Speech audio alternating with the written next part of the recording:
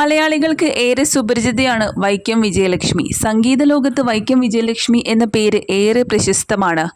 വ്യത്യസ്തമായ സ്വരത്തിനുടമയായ വൈക്കം വിജയലക്ഷ്മി തൻ്റെ പാട്ടുകളിലൂടെ നേടിയെടുത്തത് മലയാളി മനസ്സിൽ ഒരിക്കലും പകരം വയ്ക്കാൻ സാധിക്കാത്തൊരു ഇടം തന്നെയാണ്.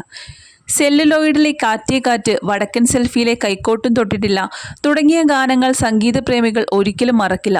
ചുരുങ്ങിയ കാലം കൊണ്ട് തന്നെ പ്രമുഖ സംഗീത സംവിധായകർക്കൊപ്പം തന്നെ പ്രവർത്തിക്കാൻ വൈക്കം വിജയലക്ഷ്മിക്ക് കഴിഞ്ഞു. കാഴ്ചയില്ലാത്ത വൈക്കം വിജയലക്ഷ്മി തൻ്റെ ജീവിതത്തിലെ പ്രതിസന്ധികളെല്ലാം അതിജീവിച്ചാണ് കരിയറിൽ മുന്നേറിയത്. ഈ യാത്രയിൽ മാതാപിതാക്കളുടെ പൂർണ്ണ പിന്തുണ വിജയലക്ഷ്മിക്കുണ്ട്. അച്ഛൻ്റെയും അമ്മയുടെയും കൈപിടിച്ചാണ് വേദികളിലേക്ക് വിജയലക്ഷ്മി മിക്കപ്പോഴും എത്താറ്. വിവാഹമോചിതയാണ് വിജയലക്ഷ്മി. നേരത്തെ അനൂപ് എന്ന വ്യക്തിയായിരുന്നു വൈക്കം വിജയലക്ഷ്മിയെ വിവാഹം കഴിച്ചത്. എന്നാൽ ആ ബന്ധം അധികകാലം നീണ്ടുപോയില്ല. ഇപ്പോഴിതാ വിവാഹമോചനത്തെക്കുറിച്ച് സംസാരിക്കുകയാണ് വിജയലക്ഷ്മി. ഒരു അഭിമുഖത്തിൽ താരം തൻ്റെ പുനർവിവാഹത്തെക്കുറിച്ച് വീണ്ടും ചിന്തിച്ചു തുടങ്ങിയോ എന്ന ചോദ്യത്തിന് മറുപടി നൽകിയിരിക്കുന്നു. ആദ്യ ബന്ധം കനത്ത പരാജയമായിരുന്നു. എൻ്റെ കലയെ പിന്തുണയ്ക്കാത്ത ഒരാളായിരുന്നു പങ്കാളി. ഭർത്താവ് എന്ന് പറയുന്നതൊക്കെ ജീവിതത്തിൻ്റെ പകുതിയിൽ മാത്രം കടന്നു വരുന്നതല്ലേ. പക്ഷെ കല എന്നുള്ളത് ജനിക്കുമ്പോൾ മുതൽ കൂടെയുള്ളതാണ്.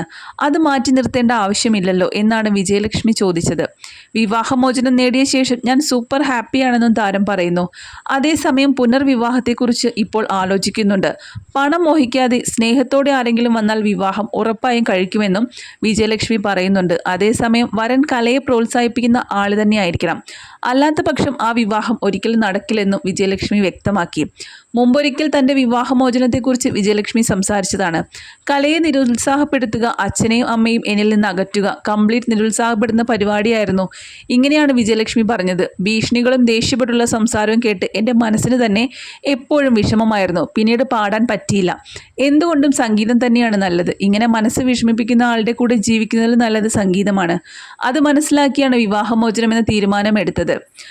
തൻ്റെ ചികിത്സയെക്കുറിച്ചും താരം പറയുന്നുണ്ട്. അമേരിക്കയിൽ വെച്ചായിരുന്നു ചികിത്സ. എന്നാൽ കോവിഡ് വന്നതോടെ ചികിത്സ മുടങ്ങുകയായിരുന്നു. പിന്നീട് അമേരിക്കയിൽ പോകാൻ സാധിച്ചില്ല. കാഴ്ച കിട്ടുമെന്ന് അവർ ഉറപ്പ് പറയാത്തത് കൊണ്ടാണ് അത് വേണ്ടെന്ന് വെച്ചത്. റെറ്റിനയ്ക്കാണ് പ്രശ്നമെന്നൊരു വിഭാഗം ഡോക്ടർമാർ പറഞ്ഞു. തലച്ചോറിൻ്റെ പ്രശ്നമാണെന്ന് വേറൊരു വിഭാഗവും. എന്താണ് ശരിയായ പ്രശ്നമെന്ന് ഇതുവരെ കണ്ടെത്താനായി. ഇപ്പോൾ ഇസ്രയേലിൽ പോകാനുള്ള തയ്യാറെടുപ്പിലാണെന്നാണ് താരം പറയുന്നത്. അതുപോലെ തനിക്കിപ്പോൾ കണ്ണിന് ചെറുതായ ഒരു പ്രകാശം മാത്രം കാണാൻ സാധിക്കുന്നു എന്നും താരം വ്യക്തമാക്കുന്നുണ്ട്.